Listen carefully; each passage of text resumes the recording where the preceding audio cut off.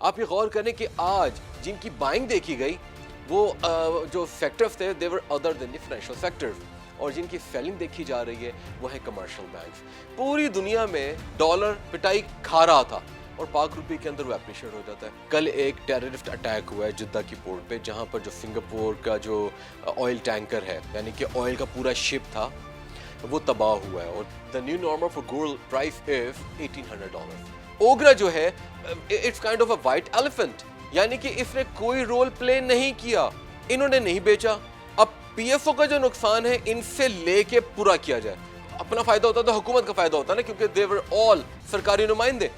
یہ فائدہ ہوا ہے او ایم سیز یعنی کہ آئل مارکیٹنگ کمپنیز کو. اور آپ یہ غور کریں کہ جب رول پلے نہیں کیا اور یہ صرف اور صرف ایک اسپیکٹیٹر کے طور پہ بیٹھی, یعنی کہ تماشائی کے طور پہ نظر آئی, اور اس میں ایک ادارہ بہت امپورٹنٹ کردار ادا کر رہا ہے, that is O C a C.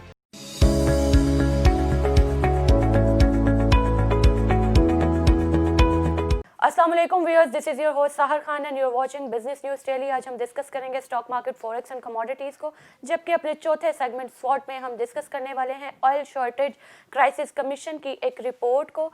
Discussion کے لیے ہمارے ساتھ ہمارے اسٹوڈیو میں موجود ہیں ہمارے analyst Ehsan Iqbal. Welcome sir. Thank you.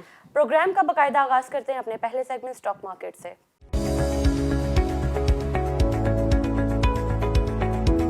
Stock market میں پاکستان اسٹاک ایکسچینج کی اگر میں بات کروں تو آج مارکیٹ کافی پازیٹیو رہی. اسٹارٹ میں تقریباً جو ہے وہ 437 پوائنٹس جو ہے وہ پازیٹیو رہی, لیکن جاتے جاتے مارکیٹ جو ہے وہ کلوز ہو گئی 15 پوائنٹس نیگیٹو کے ساتھ. ایسا کیوں ہو گیا؟ دیکھیں آج بڑا زبردست بیہیویئر ہم نے دیکھا. ہم نے اینٹیسپیٹ بھی کیا تھا اور ہم نے بتایا بھی تھا کہ مارکیٹ ایسا بیہیو کر سکتی ہے اور 2-3 دن تک ہمیں بڑی روبسٹ ایکٹیویٹی نظر آ سکتی ہے. والیوم وائز اگر دیکھیں آج دوبارہ تقریباً 700 ملین جو شیئر ہیں ان کا کاروبار ہوا ہے. اچھا, پازیٹیو آغاز تقریباً 100 پوائنٹس کے ساتھ اس نے کیا. انٹر ڈے میں تقریباً 250 پوائنٹس تک بھی رہی, پھر یہ اور اوپر بھی گئی, پھر نیچے گئی ہے, کیونکہ آپ کو روبسٹ بائنگ نظر آئی, دین سیلنگ. آپ یہ غور کریں کہ آج جن کی بائنگ دیکھی گئی وہ جو سیکٹرز تھے they were other than the financial sectors, اور جن کی سیلنگ دیکھی جا رہی ہے وہ ہے کمرشل بینکس. تو آپ یہ غور کریں کہ کل کمرشل بینکس ہی تھے جنہوں نے پوائنٹس کو ایڈ کیا تھا, آج بھی کمرشل بینکس ہی جنہوں نے پوائنٹس کو ایڈ کیا. آپ یہ دیکھیں کہ آج پروفٹ ٹیکنگ بھی دیکھی گئی ہے, خریدا اور بیچا بھی گیا. تو یہ ایک زبردست بیہیویئر ہے. آپ یہ دیکھیں کہ ہم نے پہلے بھی بات کی تھی کہ جس طریقے کے ساتھ پاکستان اسٹاک ایکسچینج بیہیو کر رہی ہے, کیونکہ بہت کم ایونیوز رہ گئے ہیں امid ٹو دی کووڈ-19 جو آپ کو پروفیٹیبلٹی دیتے ہیں. اور اگر ہم شارٹ ٹرم کی بات کریں تو یہ دس از دا بیسٹ ایونیو. آپ یہ دیکھیں کہ آج بائنگ ہوئی, پروفٹ ٹیکنگ ہوئی, سیلنگ ہوئی اور مارکیٹ کلوز. اور آل شیئر انڈیکس کو بھی ہم دیکھیں تو کوئی خاص ڈفرینٹ ہی نہیں ہے, صرف ایک اسٹاک کا ڈفرینٹ ہے. 189, 182 اور 183 جو ہیں وہ پازیٹیو اور نیگیٹو رہے. تو ایسا سچ کوئی اتنا بڑا کوئی مارجن تو نہیں دیکھا گیا پازیٹیو اور نیگیٹیوٹی کا. دیکھیں اگر ہم اس مارجن کی بات کریں نا, یہ اتنا کاؤنٹ نہیں کرتا جتنا کاؤنٹ کرتا ہے کہ کتنے نمبر آف اسٹاکس ٹریڈ ہوئے. وہ دیکھیں تو وہ تقریباً 300 پلس ہے. دس از گڈ نمبر, یعنی کہ آپ کو وہ نظر نہیں آ رہے کہ مارکیٹ کے اندر کوئی خاص قسم کے 550 اسٹاک میں سے تقریباً کوئی 400 450 ہو گئے. آپ کو 300 to 380 کی رینج ہی میں نظر آتے ہیں. اصل بات یہ کہ کون کون سے سیکٹرز نے پرفارم کیا, کن کن فیکٹرز نے پوائنٹس میں ایڈیشن کیا. آپ کو سب سے زیادہ آپ کو اگر نظر آتا ہے وہ فائنینشیل سیکٹر ہے, یعنی کہ کمرشل بینکس. اور ہم نے کہا تھا کہ بائر کون ہے, وہ بھی فائنینشیل سیکٹر ہے. تو آپ کو بڑا زبردست ان کے درمیان ہی آپس میں ایک کھیل نظر آ رہا ہے, اور یہ کھیل ہمیں اور دنوں تک نظر آ سکتا ہے. اچھا, ایشین مارکیٹس کی, انٹرنیشنل مارکیٹس کی بھی بات کر لیتے ہیں. تو ایشین مارکیٹس جو ہیں وہ آج ہمیں ساری کی ساری نیگیٹو نظر آ رہی ہیں. تو کوئی بڑی خبر آ گئی مارکیٹ میں جس نے امپیکٹ کر دیا اوور آل مارکیٹ کو؟ دیکھا جائے تو آج 2 مارکیٹس جو ہیں وہ حیران کن ہیں اگر ہم غور کریں پروگرام کو ریکارڈ کرتے وقت جو ابھی تک فائنڈنگز آ رہی ہیں. ورنہ چائنا کی جو اسٹاک مارکیٹس ہیں انہوں نے تو بہت اچھا پرفارم کیا. اس کی وجہ یہ ہے کہ جو فیکٹری ڈیٹا آیا ہے, مسلسل 8واں مہینہ ہے کہ وہ آؤٹ پٹ میں اضافہ ہوا ہے. آپ دیکھیں دنیا کی کوئی ایسی اکانومی نہیں ہے جو امid ٹو دی کووڈ-19 ایکسپینڈ کر رہی ہے. It is only China. تو آج وہ ڈیٹا ہے وہ پازیٹیو تھی اور پازیٹیو نظر بھی آئی. اگر ہم بلو چپس کی بات کریں ان تمام اسٹاکس نے تو بہت اچھا پرفارم کیا.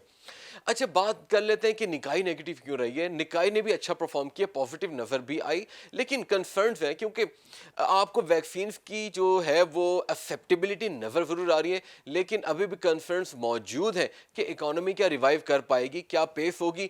اینالسٹ کے مطابق Q4 2020 جو ہے it's kind of a last quarter, کیونکہ ایکسپیکٹ کیا جا رہا تھا کہ یہ جو کوارٹر ہے یہ پروڈکٹیوٹی دے گا, اور 2021 سے پہلے یہ کوارٹر اس لیے امپورٹنٹ تھا کیونکہ اگلے کوارٹر کو میچ کرنا تھا.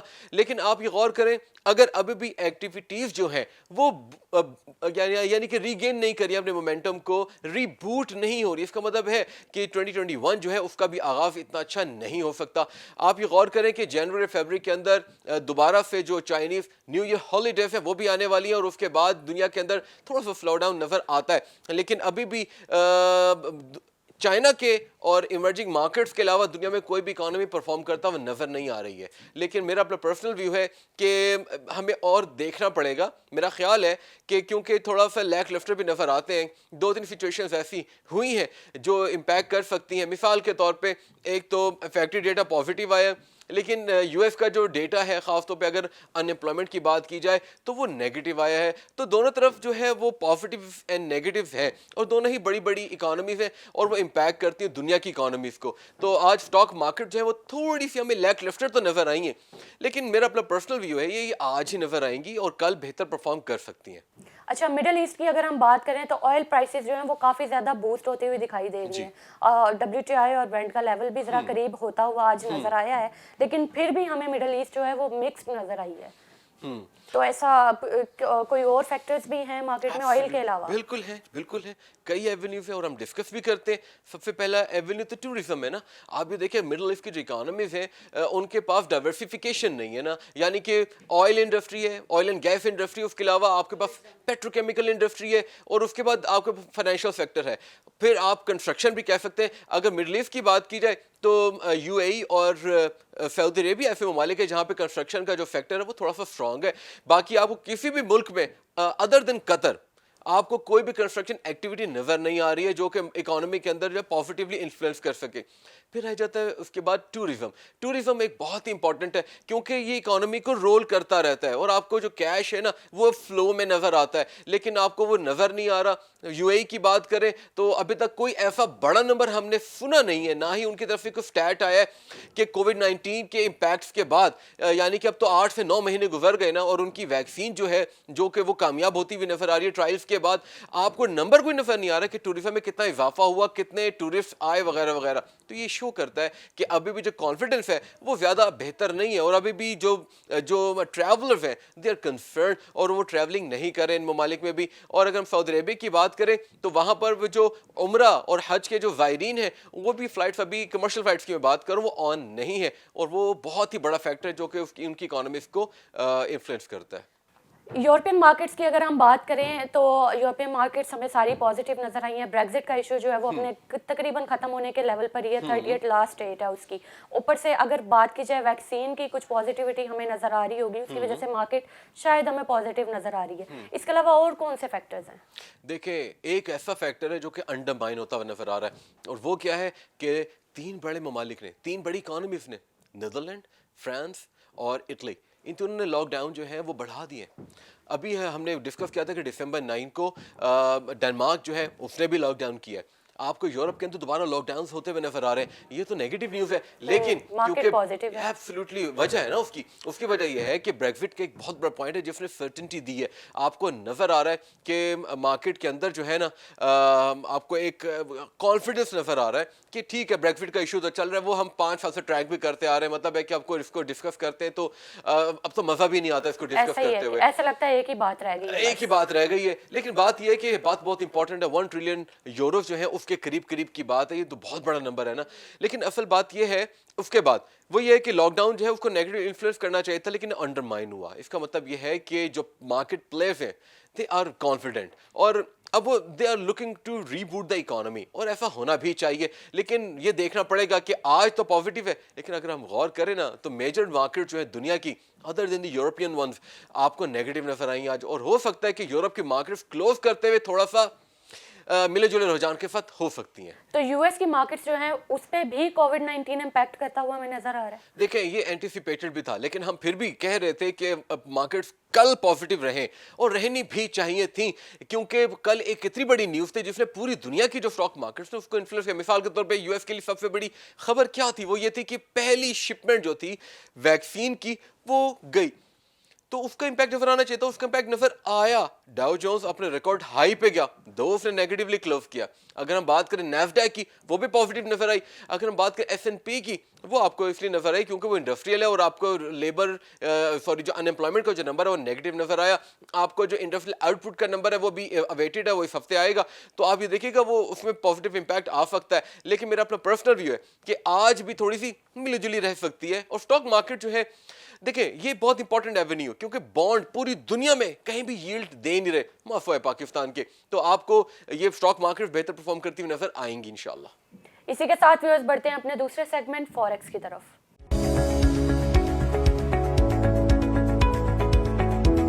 پاک rupees versus U S dollar کی پیرٹی کی آج بات کریں تو پاک روپیہ جو ہے وہ 12 پیسے ڈیپریشیٹ ہوا ہے. تو پاکستان کے ریمیٹنسز میں تو اضافہ ہوا ہے, لیکن پھر بھی پاکستان کا جو پاک روپیہ ہے وہ ڈکریز کیوں ہو رہا ہے؟ دیکھیں یہ بہت ہی ایک عجیب اور اچنبے کی بات ہے, لیکن میں یہ کہوں گا کہ کئی دفعہ ایسا ہو چکا ہے. اور یہ جو پیرٹی ہے نا, یہ مجھے لگتا ہے کہ شاید ایک مارس یا جوپیٹر سے آئی ہوئی ہے اور اس پیرٹی کو وہاں پہ ڈسکس کیا جاتا ہے. پوری دنیا میں ڈالر پٹائی کھا رہا تھا اور پاک روپے کے اندر وہ اپریشیٹ ہو جاتا ہے. آج بھی ڈالر ایمرجنگ مارکیٹ کے اگینسٹ پٹائی کھا چکا ہے. اکثر ایمرجنگ مارکیٹ سے ایشیا کی تو کلوز ہو چکی ہیں, مار کھا چکا ہے, لیکن پاکستان کے اندر اپوزٹ ہے اس کا. اس کی وجہ یہ ہے کہ یہاں کے جو fundamentals they are not strong. آپ نے کہا ریمیٹنسز میں اضافہ ہوا ہے. سب سے بڑی خبر پتہ ہے کیا, جو کہ ہم کل انشاءاللہ اپنے پروگرام میں ڈسکس بھی کریں گے, کہ آر ڈی اے یعنی کہ روشن ڈیجیٹل اکاؤنٹ جو ہے اس کے اندر ایک دن میں $11 ملین آئے ہیں. امپیکٹ کرنا چاہیے تھا. اسٹاک مارکیٹ کا پہ امپیکٹ آ رہا ہے. آپ کے جو ریزرو ہے وہ امپروو کرتے ہوئے نظر آ رہے ہیں, لیکن روپیہ جو ہے وہ مار کھائے جا رہا ہے. اس کا مطلب کیا ہے کہ آپ کی جو اسٹیٹ بینک ہے ہمیں وہ دیکھنا پڑے گا کیا وہ پیسے انڈیوس تو نہیں کر رہا. دیکھیں ڈیمانڈ ہوتی ہے تو روپے کی قدر میں اضافہ ہوتا ہے نا. تو اصل چیز یہ ہے کہ ہمارے فنڈامنٹلز دنیا کے فنڈامنٹلز سے تھوڑے سے ہلے ہوئے, یعنی کہ بالکل الگ ہے. تو میرا اپنا پرسنل ویو ہے کہ ہم اس کو ڈسکس ضرور کرتے ہیں, ہم اس کو اتنا ہی ڈسکس کرتے ہیں آج. And let's move towards the dollar versus euro parity. میرا دیکھیں آج آپ کو ڈالر جو ہے نا وہ تھوڑا سا صرف 2-3 کرنسی جو ہے نا ان کے اگینسٹ بہتر نظر آیا. ایک تو جاپانیز ین, دوسرا گریٹ برٹش پاؤنڈ. باقی ہر طرف اس نے مار کھائی ہے اور ریکارڈز بنا رہا ہے. اس کی وجہ کیا ہے کہ جو بائیڈن کی جو ایڈمنسٹریشن ہے وہ آنے والی ہے اور آپ کو اسٹیمولس کا جو پیکج ہے وہ آتا ہوا نظر آ رہا ہے. اور آپ کو تقریباً $1 ٹریلین سے زیادہ دنیا کی اکانومی کے اندر انفلکس نظر آ سکتا ہے, جس کی وجہ سے. اور ایک اور امپورٹنٹ بات وہ یہ ہے کہ اکانومی ریوائیو کر رہی ہے, دنیا کی ویکسین آ رہی ہے, تو پازیٹیوٹی ہر طرف ہے. تو ڈالر کی جو ڈیمانڈ ہے اس میں ایسا اضافہ نہیں ہو رہا. تو اس وجہ سے ڈالر آپ کو مار کھاتا ہوا نظر آ رہا ہے. ڈالر اور ویک ہوگا. ہم نے اپنے پروگرام میں کل ہی کہا ہے کہ ڈالر اگلے 6 ماہ کے دوران بیرش ہی ہوگا, اور ایسا ہی نظر آ رہا ہے. کم از کم 3 سے 4 مہینے تو نظر آ سکتا ہے, لیکن بات وہی آ جاتی ہے کہ کب تک جاری رہے گا. ہم نے کہا کہ 3 سے 4 مہینے, 6 مہینے بھی ہو سکتا ہے, لیکن پیرٹی جو ہے وہ بیچ میں بہتر امپروو کر سکتی ہے ٹورڈز ڈالر.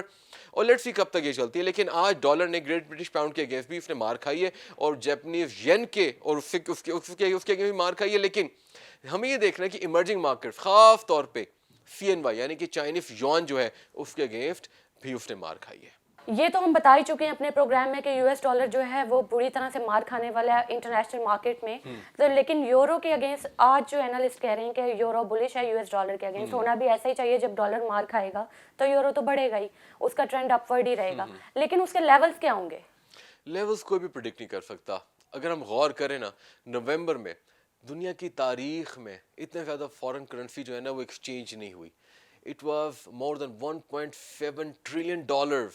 یعنی کہ آپ یہ دیکھیں کہ اتنا بڑا نمبر, اس کا مطلب یہ ہے کہ ایک بہت بڑا ایونیو ہے فوریکس. ہم یہ بات بھی کرتے ہیں, آپ غور کریں نا, جب ڈالر امپروو کرتا ہے گولڈ نیچے چلا جاتا ہے. اس کا مطلب ہے کہ آلٹرنیٹیوز ہے نا, آپ کو اسٹاک مارکیٹ ایک ریونیو نظر آتا ہے, آپ کو بانڈ مارکیٹ نظر آتی ہے, آپ کو اس کے علاوہ فوریکس نظر آتا ہے, گولڈ نظر آتا ہے. ہم نے کل ہی بات کی بٹ کوائن کی بات کر رہے ہیں. تو آپ یہ دیکھیں کہ ایونیوز میں اضافہ ہوتا جا رہا ہے اور آلٹرنیٹیو مل رہے ہیں انویسٹرز کو. آپ یہ دیکھیے کہ اب ہم یہ کہیں کہ کتنا رہ سکتا ہے, میرا اپنا پرسنل ویو ہے کہ 1.20 to 1.21 یہ رہ سکتا ہے, کیونکہ بریگزٹ کی تھوڑی سی جو سرٹن سچویشن آئی ہے اس کا امپیکٹ یورو اور گریٹ برٹش پاؤنڈ دونوں پر آنا چاہیے. میرا ایک سوال ہے آپ سے کہ ہم لوگ جو ہے مطلب ساری مارکیٹس جو ہیں وہ ڈالر کے ساتھ گرین بیک جسے ہم کہتے ہیں اس کے ساتھ ہی لنکڈ کرتی ہیں. اگر ڈالر نہ ہوتا تو پھر کون سی کرنسی ہوتی یا کون سی ایسی کموڈٹی ہوتی یا کون سا ایسا اسٹاک ہوتا جس کے پیچھے جو ہے وہ ساری مارکیٹ موو کرتی؟ ہم ابھی اس کو فوریکس تک رکھتے ہیں, ہم ابھی اس پہ بات نہیں کرتے اسٹاکس کون سے ہیں. ہم یہ دیکھتے ہیں کہ ہر تقریباً ایوریج جو ہے تقریباً 90 سے 95 سال تک ایک کرنسی جو ہے وہ اپنی پیک پہ رہتی ہے, یعنی کہ وہ دنیا کی کرنسی رہتی ہے جہاں پر پوری دنیا اس کے ریزرو بناتی ہے.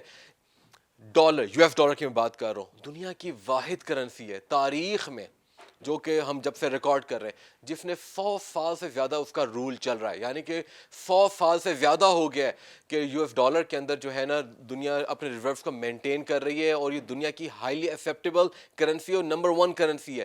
آپ یہ غور کریں کہ اگر ہم بات کریں کہ کون سی ہے other than U S dollar, آپ کو یورو نظر آ سکتا ہے.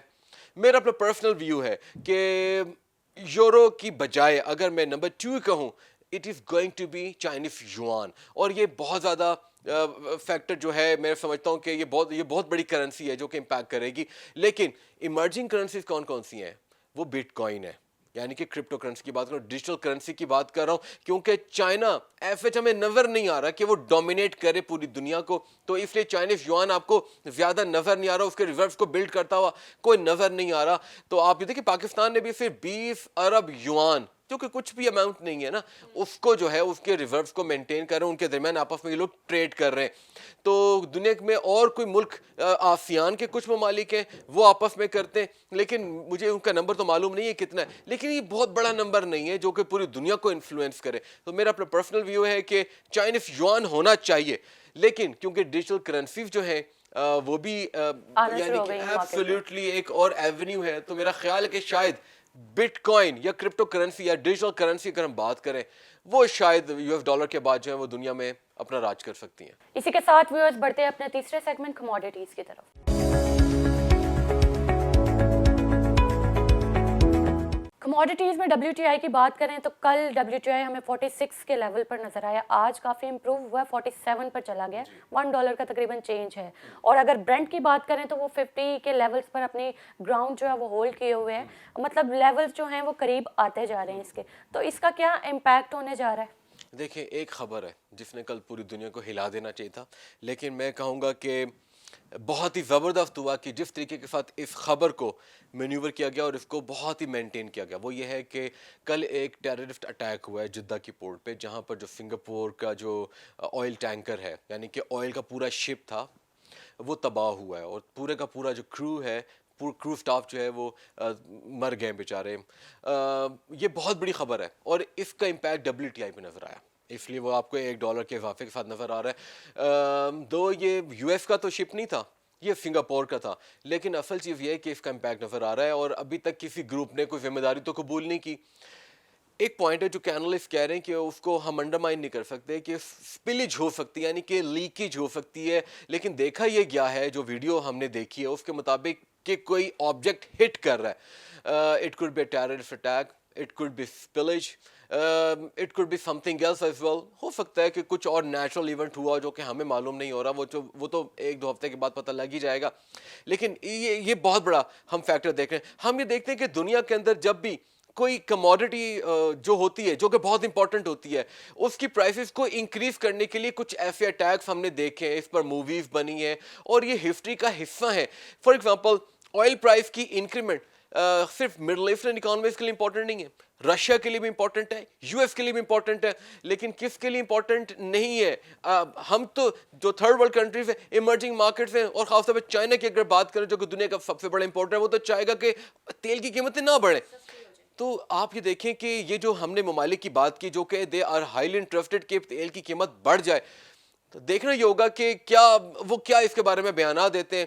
اچھا ایک اور خبر ہے جو کہ نیگیٹو انفلوئنس کرنی چاہیے تھی اور اس نے کچھ دیر کے لیے کیا, اور وہ یہ ہے کہ اوپیک کہہ رہی ہے کہ آئل کی جو ڈیمانڈ ہے اس کی جو فورکاسٹ ہے انہوں نے تھوڑی سی کم کر دی ہے. یعنی کہ وہ یہ کہنا چاہ رہے ہیں, ہم نے پہلے ڈسکس کیا تھا کہ Q4 2021 کا جو ہے وہ प्री कोविड 19 के जो लेवल्स उसके करीब हो सकता है. अब उन्होंने कहा वो भी नहीं होगा. इसका मतलब ये है कि they are looking something else. इसका मतलब ये है कि दो चीजें.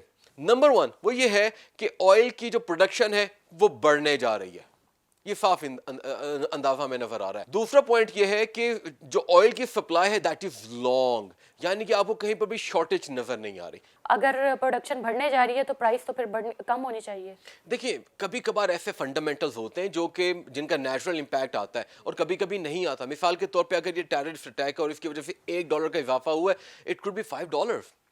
तो हमें ये देखना पड़ेगा कि ये फैक्टर ज़्यादा इंपॉर्टेंट है. सप्लाई जो है हम इसको तो मॉनिटर कर रहे हैं, पूरी दुनिया इसको ट्रैक कर रही है और OECD उसको वो ट्रैक कर रहा है, EIA कर रहा है, IEA कर रहे हैं, मिडल ईस्ट ओपेक कर रहा है, ओपेक प्लस कर रहा है, रशिया कर रहा है. तो काफ़ी सारे इसको सप्लाई एंड डिमांड को तो ट्रैक कर रहे हैं और ये हमें रोजाना की मूवमेंट्स नज़र आती हैं. बट हमें अवॉइड करना चाहिए कि कोई ऐसा कोई सुपर नेचुरल इवेंट हो, कोई ऐसा इवेंट हो जो कि अदर देन दी मार्केट के फंडामेंटल्स हो, वो उस पर हमें नज़र रखनी चाहिए. गोल्ड और सिल्वर को डिस्कस करते हैं तो गोल्ड की प्राइसेस आज 1846 के लेवल पर नजर आ रही हैं. तकरीबन $18 का जो है वो इंक्रीज है. कल $14 कम हुए थे, आज $18 जो है वो बढ़ गए हैं. तो मतलब ये डेली की मूवमेंट है या नॉर्मल चीज है या कुछ फर्दर कोई चीज और भी है? हमें एक चीज नहीं भूलनी चाहिए. The new normal for gold price is $1,800. $1,800 से कोई भी अमाउंट है, इट इज गुड. आप ये गौर करें, आज डॉलर ने मार खाई है. यूएस की और चाइना की यानी कि एशिया की जो स्टॉक मार्केट्स हैं वो नेगेटिव रही हैं. इसका मतलब आपको गोल्ड में इन्फ्लक्स नजर आया. दो वजूहात हैं. पहली वजह यह है कि इंडिया की में जो सीजन है ना, जिस तरह ज्वेलरी का जो सेगमेंट है ना, पूरी दुनिया में ज्वेलरी की वजह से जो गोल्ड की डिमांड है वो तकरीबन काउंट करती है 60 से 70%. और उसमें सबसे ज़्यादा जो ज्वेलरी खरीदने वाले ममालिक हैं वो दो हैं, इंडिया और चाइना. इंडिया में डिमांड में इजाफा होने जा रहा है. चाइना जो है वो स्ट्रेटेजिक रिजर्व्स को बिल्डअप कर रहा है. लेकिन ये खबरें हम इसको ये नहीं कर सकते, कंफर्म नहीं कर सकते खासतौर पर चाइना की खबर को. लेकिन हमें नजर आ रहा है जिस तरीके से वो दूसरी मैटर्स को वो बिल्डअप कर रहे हैं, उनके स्ट्रेटेजिक रिजर्व्स बना रहे हैं, इन्वेंट्रीज को बिल्डअप कर रहा है. मेरा अपना पर्सनल वे है कि गोल्ड को भी वो कर रहा है. यही वजह है कि आपको गोल्ड की जो रिसेंट प्राइस मूवमेंट्स अपवर्ड और डाउनवर्ड नजर आ रही है, वो यही वजह है कि चाइना ने खरीदना शुरू कर दिया और खरीदना बंद कर दिया. दूसरा है इंडिया. इंडिया में जो है वो ज्वेलरी की जो डिमांड है उसमें इजाफा नजर आ रहा है. वेरी बात सीजन है, एक तो हैप्पी न्यू ईयर का आ रहा है, दूसरा क्रिसमस नजर आ रहा है, दूसरा वेडिंग सीजन भी है. तो यहाँ पर आपको डिमांड में इजाफा नजर आ रही है. इस वजह से इसकी प्राइस में आज जो इजाफा हुआ है वो इस फैक्टर की वजह से हुआ है. इसी के साथ व्यूअर्स बढ़ते हैं अपने चौथे सेगमेंट स्वॉट की तरफ.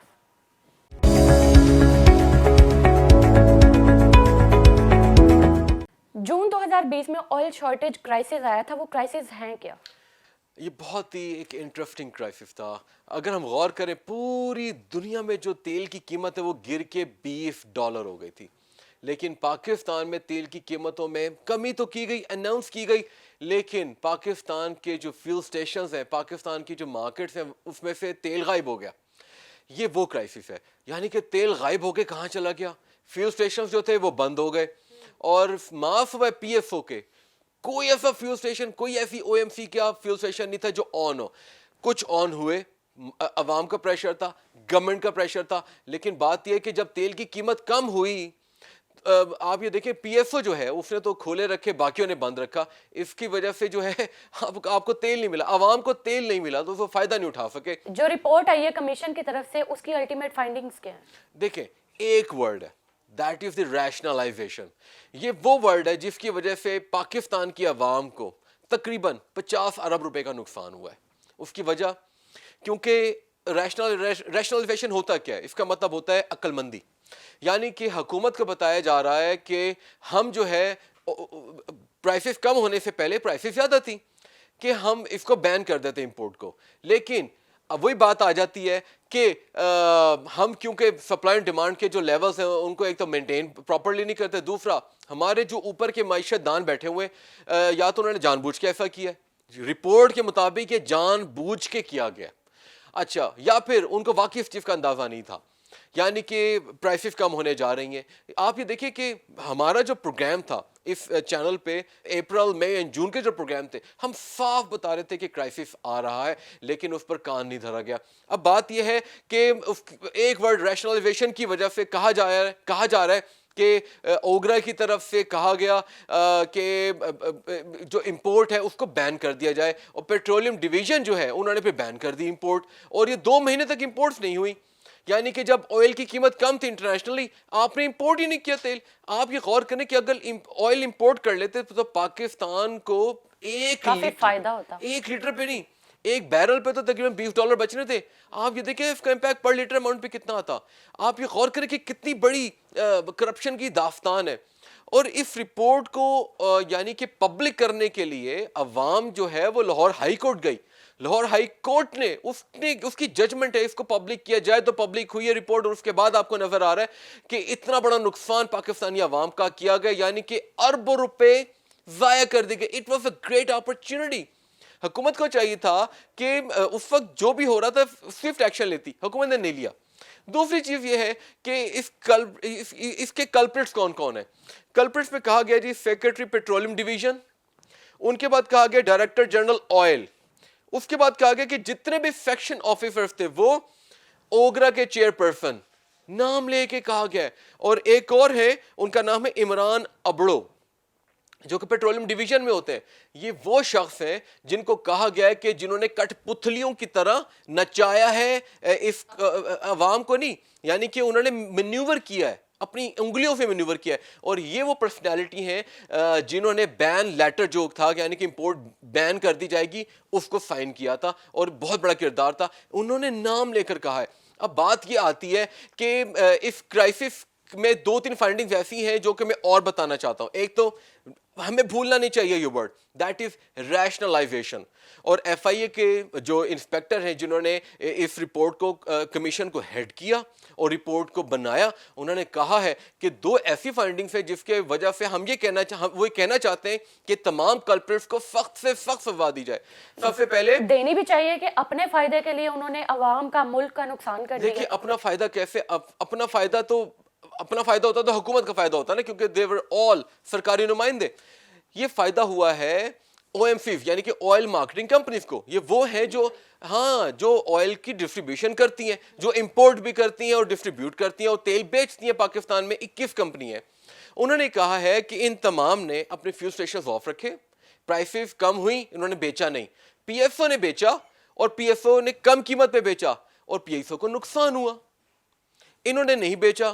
اب پی ایف او کا جو نقصان ہے ان سے لے کے پورا کیا جائے. دوسری سب سے امپورٹنٹ فائنڈنگ, میں اس کی ڈیٹیل میں اس لیے نہیں چاہوں گا کیونکہ بات اور بحث جو ہے نا ہمیں ٹاپک سے ہٹا دے گی, اور وہ ہے وہ کہتے ہیں اوگرا یعنی کہ جو پرائسز کو سیٹ کرتی ہے. اوگرا جو ہے it's kind of a white elephant, یعنی کہ اس نے کوئی رول پلے نہیں کیا. اور آپ یہ غور کریں کہ جب رول پلے نہیں کیا اور یہ صرف اور صرف ایک اسپیکٹیٹر کے طور پہ بیٹھی یعنی کہ تماشائی کے طور پہ نظر آئی, اور آپ یہ غور کریں کہ اس کی وجہ سے کیا ہوا کہ پاکستانی عوام جو ہے وہ خوار بھی ہوئی, ان کو پیٹرول نہیں ملا, ایک بہت بڑی اپرچونٹی مس کی گئی. اور یہاں پر یہ بہانہ بھی نہیں لگایا گیا رپورٹ کے اندر کہ آپ کے پاس اسٹوریج کیپیسٹی نہیں ہے.